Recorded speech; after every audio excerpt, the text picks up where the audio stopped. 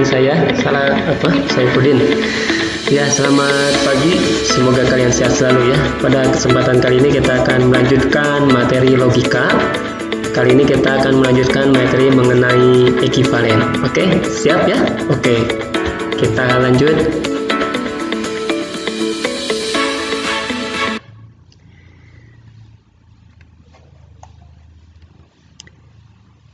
Ya, kita akan lanjutkan.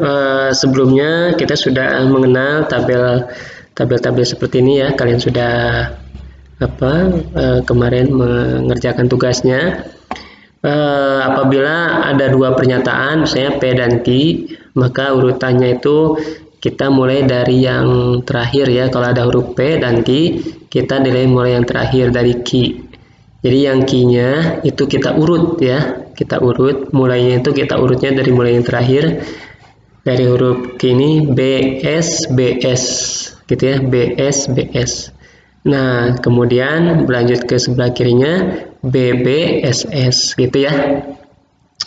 Kalau misalnya ada PQR ada tiga misalnya, jadi PQR maka di sini BS, BS dan seterusnya. Di sini BBSS, BBSS, BBSS gitu ya. Kemudian yang di sini itu berarti 4 kali B, B, B, B, S, S, S, S gitu ya. Jadi kelipatannya 2 kali. Ini 1 kali, 2 kali, ini 4 gitu ya, 4 gitu ya. 1, 1, 2, 2, 4, 4. Oke, sekarang kita perhatikan tabel di sini. Di sini ada negasi P. Negasi P artinya kita merujuk ke kolom P. Nah, di kolom P ini di sini setiap nilai yang ada pada kolom P kita negasikan ya. Jadi kalau di sini B, maka di negasi P-nya adalah S. Di sininya B, maka di sininya S. Di sininya S, maka di sininya B. Di sini S, maka di sininya B ya. Oke. B benar, S salah. Nah, kemudian di kolom berikutnya,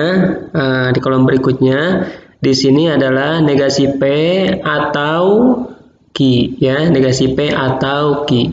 Masih ingat kalau atau menggunakan tanda plus ya, tambah ya. Jadi di sini adalah negasi P ditambah Q. Negasi P. Mana negasi P? Negasi P ini ya, kolom ketiga. Ini kolom ketiga. Kemudian Q-nya mana? Q-nya di sini di kolom kedua ya.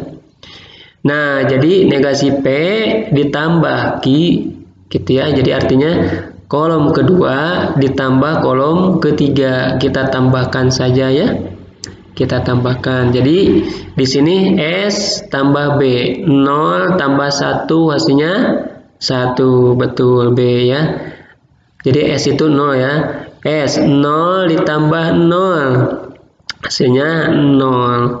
1 tambah 1 hasilnya 2 ya. 1 tambah 0 hasilnya 1. Oke, gampang. Oke, kita dapat kolom ke 1, 2, 3, 4 ya. Keempat dapat. Kemudian di kolom kelima ini menggunakan implikasi ya. Implikasi itu maka. Jadi apa yang diimplikasikan yaitu P maka Q. Nah ini P maka Q, kolom ke-1 maka kolom ke-2. Batuk. Nah, jadi di sini betul maka betul hasilnya betul ya. B maka B hasilnya B. B maka S. Nah kalau ujungnya S, B maka S hasilnya S ya. S maka B, ujungnya B berarti B ya. Kemudian kalau ada yang sama S maka S hasilnya B, betul ya.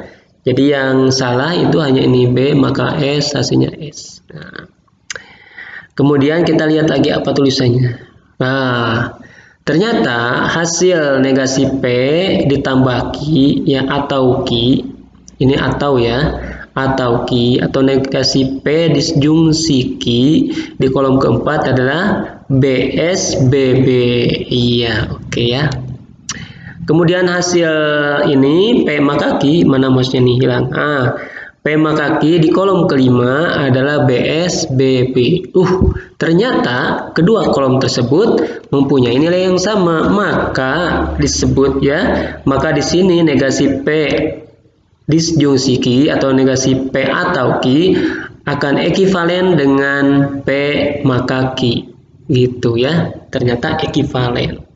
Gitu. Jadi yang dimaksud dengan ekivalen itu apabila segala kemungkinan nilai untuk nilai P dan Q-nya itu dengan berbagai macam kemungkinan ternyata hasilnya sama, maka disebutnya ekivalen. Jadi di sini urutannya BS BB, ini BS BB. Kalau di sini BS BB, di sini BS SB, berarti tidak sama gitu ya.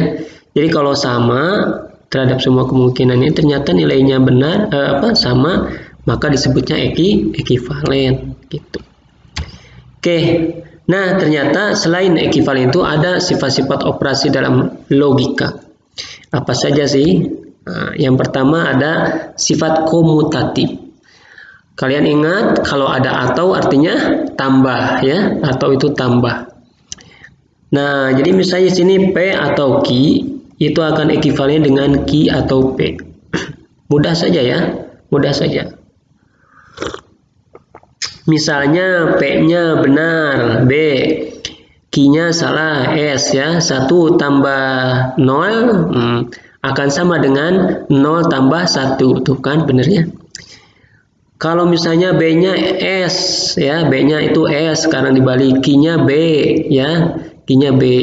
0 tambah 1 hasilnya adalah 1 tambah 0. Tuh kan sama saja ya. Gitu. Gitu maksudnya ya. Nah, jadi dibulak-balik juga sama. Itu namanya sifat komutatif. Oke? Kemudian ada lagi sifat asosiatif. Jadi kalau yang pakai kurung biasanya kan didahulukan, ya didahulukan. Jadi di sini Q atau R didahulukan dulu. Jadi Q tambah R ditambahkan dulu, kemudian tambahkan dengan Q, ya akan sama dengan ekivalen dengan P tambah Q dulu, kemudian ditambahkan R, gitu ya. Nah ini dibulak-balik sama saja begitu.